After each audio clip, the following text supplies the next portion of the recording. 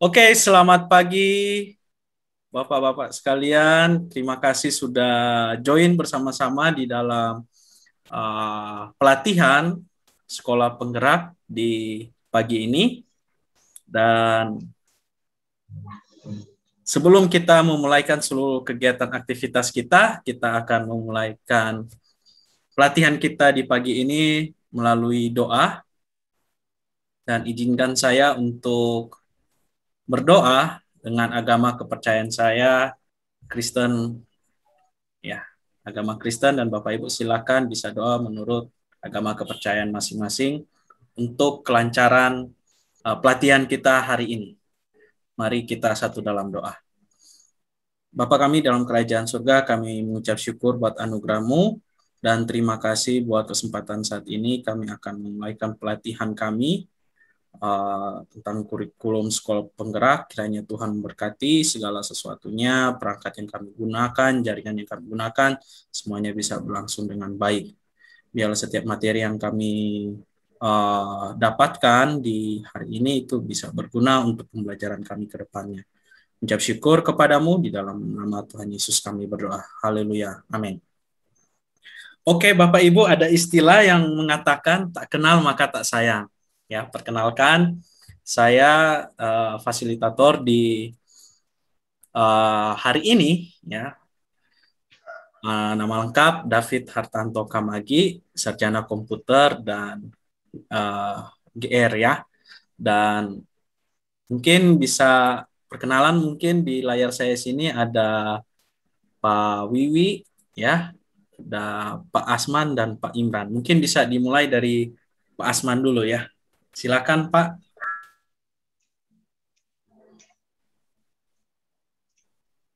Baik, terima kasih atas kesempatan. Saya nama Asman SPD, asal sekolah di SMA 1 Mawasan Tengah, Kabupaten Buton Tengah, Provinsi Sulawesi Tenggara. Mungkin itu saja perkenalan dari saya. Saya kembalikan kepada materi. Oke, terima kasih Pak Asman. Selanjutnya saya persilakan Pak Imran ya.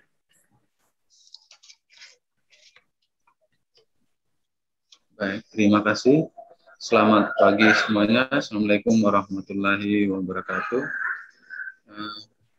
Terima kasih Pak Fasilitator, Bapak David Hartanto Kamagi, telah memberikan kesempatan kepada saya untuk memperkenalkan diri kepada rekan-rekan peserta pelatihan. Saya nama lengkap Imran SPD, mengajar mata pelajaran kimia di SMA Negeri 1 Kabupaten Buton Tengah. Jadi mohon maaf Pak Fasilitator, ini saya orang kimia terus ikut pelatihannya TIK. Tetapi dengan kegiatan ini saya berharap saya bisa mendapat tambahan pengalaman dan ilmu yang lebih banyak lagi. Terima kasih, barangkali itu yang saya sampaikan. Assalamualaikum warahmatullahi wabarakatuh. Oke, terima kasih Pak Imran. Ya, selanjutnya saya persilakan Pak Wiwi. Ya, baik. Terima kasih. Assalamualaikum warahmatullahi wabarakatuh. Nama saya Wiwi SPD. Instansi atau asal sekolah mengajar saya SMA Negeri 1 Lasalimo, Kabupaten Buton, Provinsi Sulawesi Tenggara. Di mana di sekolah saya mengajar mata pelajaran ekonomi karena bidang saya adalah pendidikan ekonomi. Namun pada pelatihan ini saya dikasih tugas untuk mengampu mata pelajaran informatika. Ya, terima kasih. Itu perkenalan dari saya. Saya ucapkan Assalamualaikum warahmatullahi wabarakatuh. Oke, terima kasih Pak Wiwi untuk perkenalannya dan juga Bapak-bapak sekalian. Dan ya, semoga setiap apa yang materi akan kita dapatkan hari ini ya bisa berguna di setiap masing-masing sekolah kita. Ya. Dan hari ini mari kita saya coba share screen ya untuk penyampaian materi kita di pagi ini. Saya izin ya Bapak Ibu untuk share screen materi yang berkaitan dengan assessment ya. Apakah share screen-nya sudah kelihatan? Sudah. Sudah. Oke. Terima kasih untuk responnya. Jadi dalam penyampaian materi tentang assessment ini ya, kita mungkin istilah assessment ini merupakan suatu istilah yang baru ya. Karena kita lihat juga ini pengambilan kata dari assessment in English itu yang artinya penilaian ya. Dan atau penugasan seperti itu. Dan ini sudah dikategorikan bahasa Indonesia yang resmi yaitu assessment dan formatif sumatif ya. Jadi di dalam penyampaian materi ini ya kita mengerti dulu kata assessment ini ya.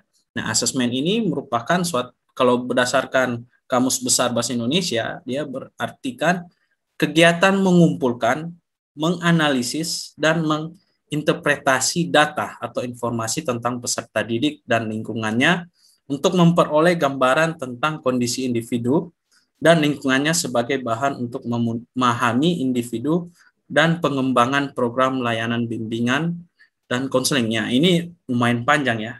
Pada intinya di sini itu berkaitan dengan penilaian. Jadi ada penilaian yang baru yaitu penilaian secara formatif, sumatif. Ya. Nah, agenda kita di pagi ini ya kita akan mempelajari konsep assessment formatif dan sumatif, kemudian bagaimana bentuk assessment dan umpan balik atau bisa kita bilang feedback ya. Dan pada akhir sesi ini kita harapannya bisa memahami tentang konsep-konsep assessment formatif, sumatif, dan diagnosis. Ya, ini suatu hal yang baru ya di dalam kurikulum sekolah penggerak yang berbeda dengan kurikulum sebelumnya. Dan juga kita bisa memahami tentang bentuk assessment itu bagaimana dan bagaimana feedback yang baik. Ya, saya lanjut. Nah, dalam pelatihan kita hari ini ada kesepakatan kita bersama yaitu terima kasih untuk Bapak yang ganteng-ganteng sudah datang tepat waktu ya di pagi ini. Kemudian kita juga akan memperhatikan penjelasan-penjelasan dengan baik. Ya, ini sudah di-record dan jikalau ada suatu hal yang memang saya menjelaskan terlalu cepat, Bapak Ibu ya Bapak-bapak sekalian bisa memutar kembali rekaman video ini. Kemudian pada saat salah satu berbicara, yang lain memperhatikan dan saling menghormati dan menghargai aktif dalam kegiatan. Ya, aktif kegiatan ada beberapa nanti yang saya coba sharingkan ya bersama. Nah, sebelum lebih lanjut, di sini saya ada sebuah ini ya, Mentimeter. Di sini akan menyampaikan kira-kira satu kata yang Bapak-bapak sekalian ketahui tentang assessment itu apa ya. Nah, itu ada linknya dan saya coba sharekan nanti linknya itu di WA ya, WA kita sama-sama. Dan Bapak-bapak boleh tuliskan, kemudian kumpulkan ya. Bisa gunakan HP. Di situ ada barcode ya, bisa gunakan HP juga, scan barcode. Silakan Bapak-bapak bisa mengakses link tersebut, kemudian menuliskan. Ya.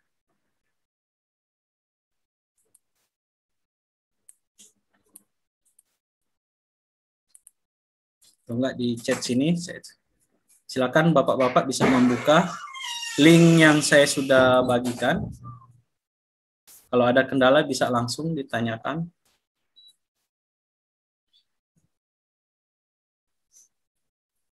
Satu kata yang Bapak-bapak sekalian ketahui tentang assessment. Ya, ketika mendengar kata assessment ini apa sih assessment itu ya? Bisa? Nanti bisa dituliskan satu kata tersebut.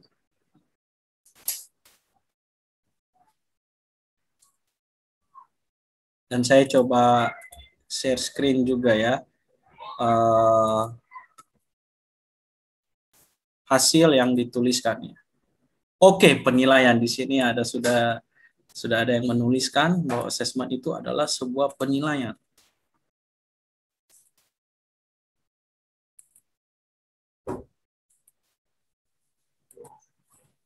Nah, ini tampilannya. Kira-kira apa lagi ya yang Bapak Ibu ketahui tentang assessment?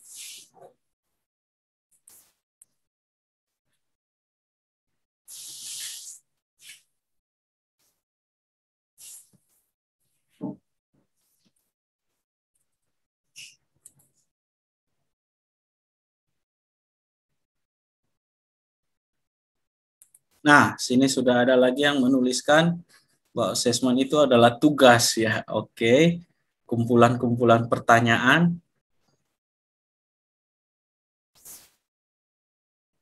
Ada lagi? Bapak Ibu sekalian?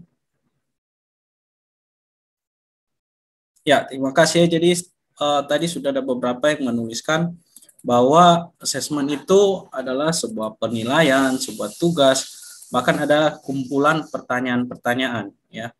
Pertanyaan-pertanyaan yang mungkin menjadi sebuah penilaian. Nah, di dalam bagian ini ya, itulah jenis-jenis assessment yang sudah kita ketahui bersama. Bagaimana assessment itu sebagai refleksi proses belajar, ya, assessment juga sebagai bentuk perbaikan ya proses pembelajaran, dan juga assessment sebagai evaluasi akhir proses pembelajaran. Ya, mungkin ketika jenisnya itu dalam bentuk penilaian itu sudah masuk di tahapan akhir ya. Kita akan mengevaluasi dan memberikan nilai bagaimana nilai yang terbaik untuk tugas yang sudah dilakukan atau proses pembelajaran dilakukan. Jadi ada 3 bagian ini ya.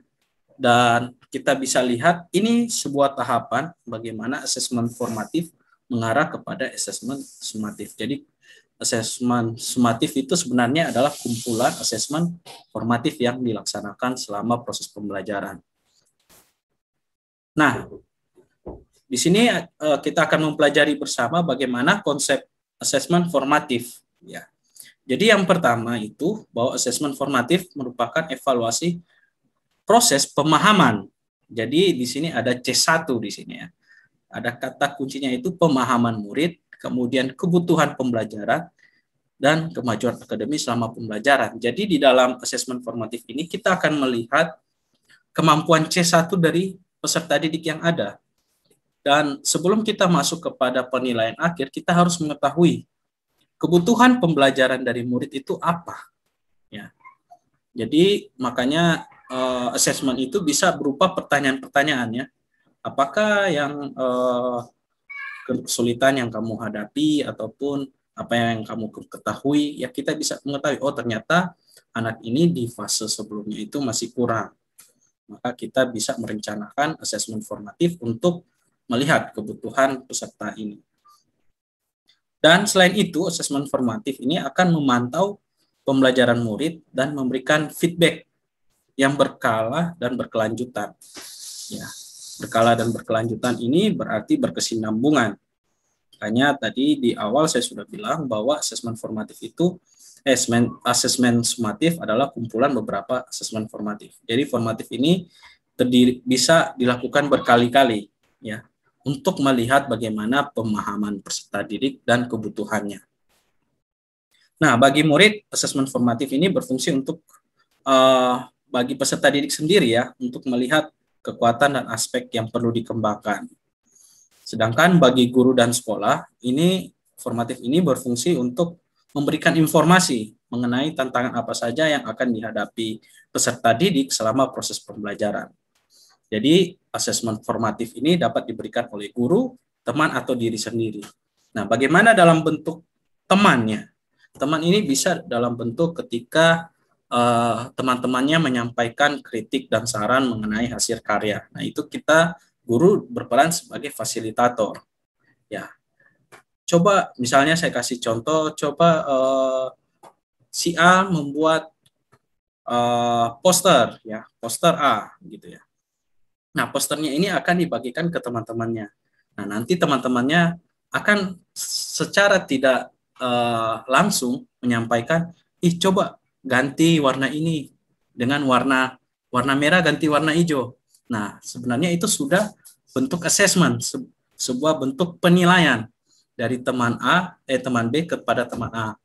Jadi, mengapa asesmen formatif itu juga terjadi ketika diberikan oleh temannya sendiri, ya. Itu kan seperti kayak kritik dan saran. Nah, bagaimana dengan asesmen sumatif? Nah, konsep asesmen sumatif ini adalah akhir pembelajaran. Nah, kalau sebelumnya akhir pembelajaran kita itu dinilai dengan ujian nasional, ya, betul ya. Itu untuk penyetaraan bagaimana KD kompetisi dasar yang di sekolah A sama dengan yang di Jakarta sama dengan di Sulawesi Utara mungkin, atau di Sulawesi Tengah, Sulawesi Tenggara, ya. Tapi di dalam asesmen sumatif ini, ya, evaluasi di akhir pembelajarannya itu lebih kepada hasil pencapaian murid, ya, di akhir pembelajaran itu bagaimana. Dan kemudian peran feedback di bagian asesmen sumatif ini dapat digunakan untuk mengukur perkembangan murid, ya, dan dapat memadu guru dan sekolah merancang proyek berikutnya bagaimana. Ya, jadi dari Menteri Pendidikan juga sudah menyatakan bahwa ujian akhir sekolah itu ujian akhir nasional itu bukan lagi standar penilaian kelulusan anak, tapi dari sekolah sendiri. Ya. Jadi seperti itu ya konsep asesmen formatif dan sumatif. Nah, tujuannya untuk apa? Jadi di bagian sesuai dengan konsep tadi, tujuan asesmen formatif ini untuk mendorong proses pembelajaran, ya. Proses pembelajaran itu memerdekakan siswa. Siswa bisa tahu kebutuhannya apa, bisa tahu kemampuannya apa, ya, kemampuan metakognitif dan mampu merefleksikan diri, ya. Dan tujuan untuk asesmen sumatif, ya, itu untuk menilai hasil belajar, ya, dari sepanjang semester atau sepanjang kuartal, ya, sepanjang pembelajaran, bagaimana hasil belajar anak. Kemudian yang ketiga yaitu asesmen diagnosis. Nah, ini yang sering dilakukan ketika sebelum memasuki pembelajaran. Ya, kita harus mengetahui dahulu bagaimana kemampuan awal peserta didik. Sehingga bisa dari asesmen diagnosis ini akan terlihat kebutuhan belajar anak itu apa saja. Ya. Nah, ini ya, bagaimana asesmen formatif dan sumatif ada, ya, bagaimana untuk guru, untuk murid, ya. Kalau untuk guru sendiri kita akan mengawasi pembelajaran murid, memastikan perkembangannya, mencek pemahaman murid bagaimana, ya. Sedangkan untuk murid mereka akan mengevaluasi, membangun, mengidentifikasi dan meningkatkan kemampuan. Ya, sedangkan untuk yang sumatif, ya, akan mengukur apakah murid sudah memenuhi nih capaian pembelajaran, ya, melalui alur-alur pembelajaran, ya. Jadi seperti itu. Nah, sejauh ini apakah ada yang mau ditanyakan dari Pak Wiwi mungkin, atau Pak Asman, Pak Imran?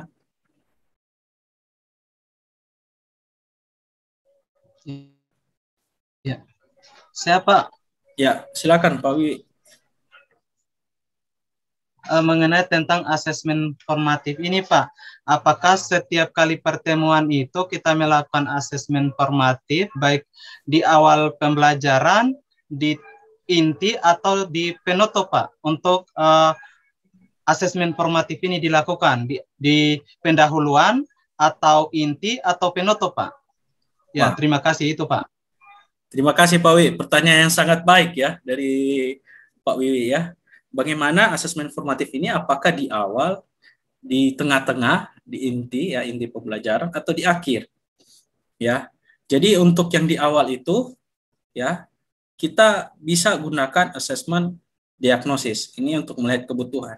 Sebenarnya asesmen diagnosis ini dengan formatif itu merupakan suatu bagian yang sama ya. Cuman kita buat diagnosis karena kita belum melakukan penilaian. Makanya kita kasih nama diagnosis untuk melihat kebutuhan belajar. Nah, bagaimana dengan asesmen formatif? Ya, asesmen formatif ini memang secara langsung itu sudah bisa kita aturkan di dalam proses pembelajaran kita. Itu bisa mungkin kuis awal, ya, itu asesmen diagnosis. Baru yang kedua kita melakukan kuis kedua, misalnya kita sudah menyampaikan materi nih ya, materi dan kita mau melihat kemampuan anak sudah bisa nggak menguasai materi atau penyampaian kompetisi ini. Ya, kita bisa pancing dengan kuis ataupun lewat presentasi anak-anak. Di situ kita bisa menilai pemahaman, oh ternyata dia sudah memahami. Maka proses itu kita bisa tuliskan sebagai asesmen formatif. Kita mengambil nilai formatif anak yang pertama di situ. Baru lanjut, kita masuk di kompetisi selanjutnya, kompetisi kedua, ketiga, dan seterusnya.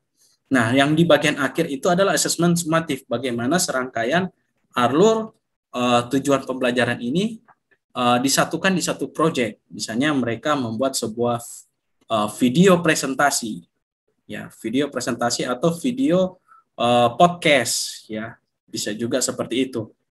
Dan itu jadi penilaian akhir kita. Ternyata dari serangkaian alur pembelajaran dia sudah bisa menguasai di bagian ini, bagian A, bagian B, bagian C. Jadi di bagian asesmen sumatif ini sudah ada rubrik, ya, rubrik yang ada, ya, rubrik penilaian. Nah, untuk bagian rubrik nanti akan dijelaskan saat pelatihan selanjutnya ya. Jadi seperti itu Pak. Bagaimana Pak Wiwi? Apakah sudah jelas? Terima kasih Pak. Ya, Oke, cukup jelas Pak. Oke, terima kasih ya Pak Wiwi untuk pertanyaan yang sangat baik. Pak Asman bagaimana?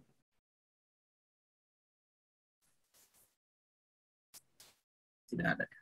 Oke. Kalau tidak ada, kita lanjut lagi ya. Jadi seperti yang sudah jelaskan tadi, sebenarnya kondisi saat ini kita sebenarnya menitik beratkan kepada assessment untuk learning ya, bukan untuk assessment of learning, bukan kepada for as learning ya. Tapi kepada kurikulum yang baru kita sudah menitik beratkan kepada for learning dan as learning ya. Nah, ini seperti yang saya sudah jelaskan tadi ya, bagaimana assessment formatif itu lebih banyak sebenarnya daripada sumatif itu puncak ya, puncak penilaian. Ya, saya lanjut mengubah paradigma ya. Jadi kita bersama-sama mengapa kita harus mengubah paradigma kita bahwa assessment sumatif itu puncak ya.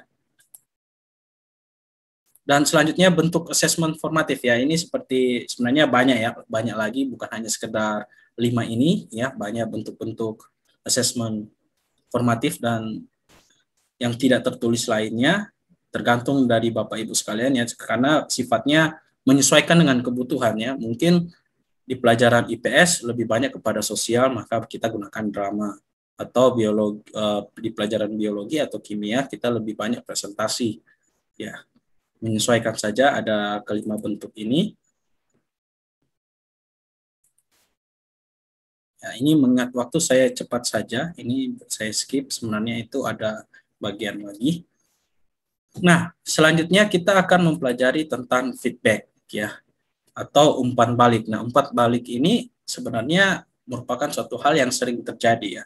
Dan ini kita harus budayakan untuk memberikan umpan balik kepada setiap informasi, untuk setiap perkembangan murid ya. Sebagai guru kita harus melihat, wah ternyata perkembangannya sudah bisa berjalan nih. Oke, bagaimana kita ajarkan bagaimana cara untuk berlari. Ketika sudah bisa berlari, kita ajarkan bagaimana melompat. Ya, jadi setiap perkembangan anak itu kita harus memberikan umpan balik. Oh, jalan kamu sebenarnya jangan kanan-kanan terus kakinya. Itu kayak orang pincang. Kenapa dengan kaki kiri? Begitulah. Jalan coba kaki kanan, kaki kiri. Ketika sudah bisa, nah coba kamu percepat lagi temponya, tempo jalannya.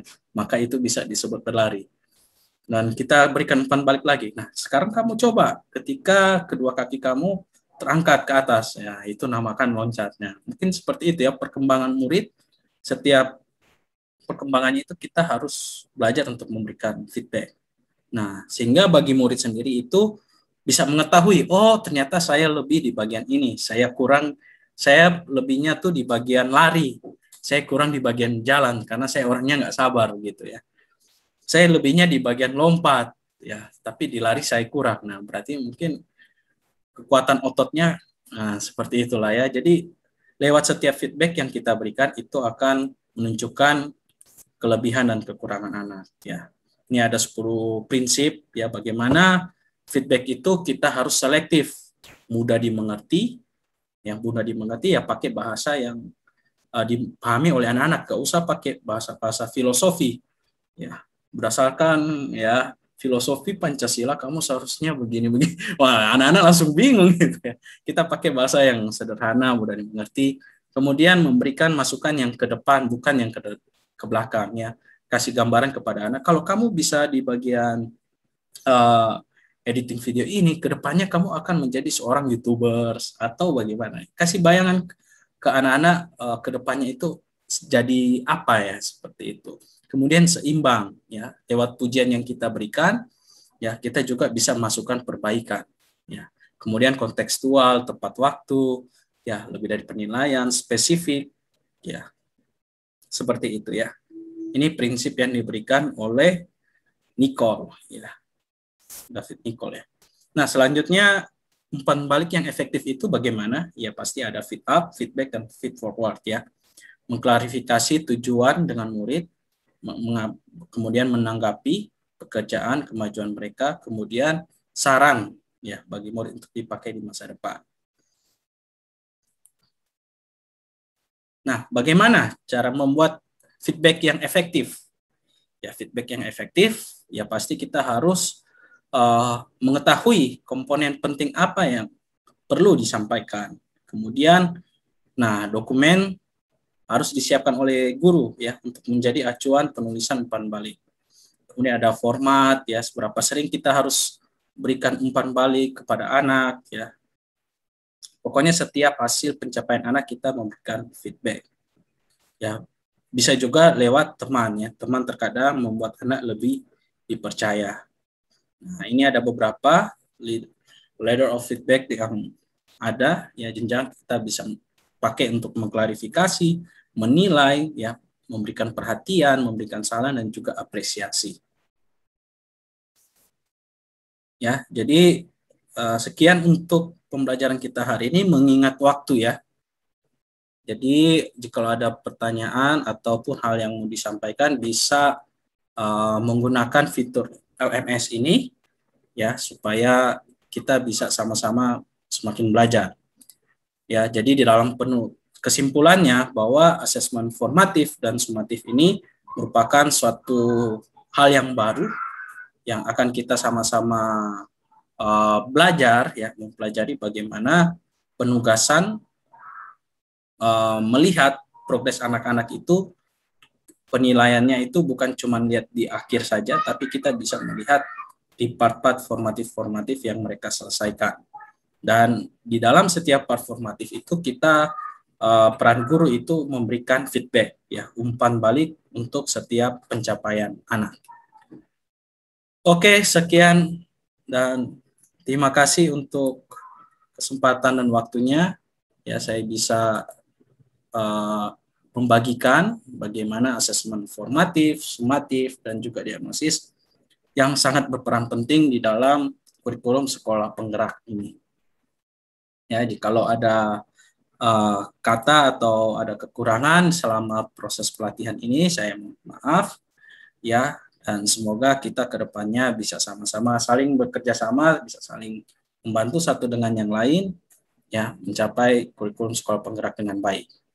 Ya, untuk mensyukuri sesi kita hari ini, di pagi ini, kita satu dalam doa, kita berdoa. Bapa kami dalam kerajaan surga, mengucap syukur buat pertemuan pembahasan tentang asesmen formatif sumatif di pagi ini bisa selesai dengan baik. dan Engkau berkati buat setiap hal-hal yang akan kami rencanakan ke depannya, semuanya bisa sesuai dengan kehendak Tuhan. Terima kasih, ucap syukur buat perangkat jaringan yang aman, sehingga kami bisa menyelesaikan sesi pertemuan hari ini. Dalam nama Tuhan Yesus kami ucap syukur, haleluya, amin.